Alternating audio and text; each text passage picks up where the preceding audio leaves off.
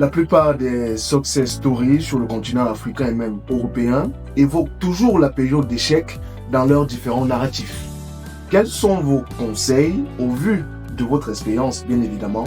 Comment est-ce qu'on fait pour rebondir après un échec entrepreneurial?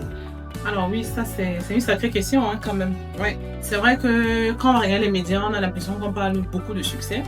À écouter les médias, on croit que l'entrepreneuriat c'est assez facile.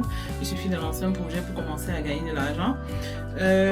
Ce qu'il faut savoir, c'est qu'en entrepreneuriat, la seule chose qui est évidente, c'est l'échec. C'est surtout l'échec en fait. C'est-à-dire, contrairement à ce que les gens peuvent penser, s'il y a une chose qui est sûre quand on démarre un projet, c'est qu'on peut échouer.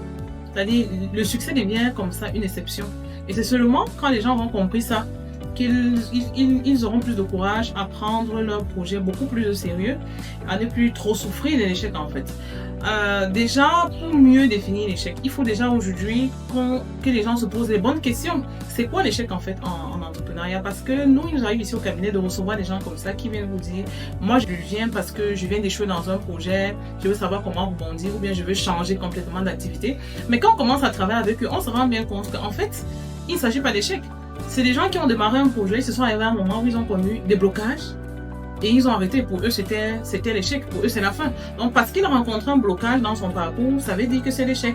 Parce que certains même ont démarré leur projet et ils ont l'impression que ça a drastiquement changé le cours de leur vie. Ils ont vu leurs amis les quitter.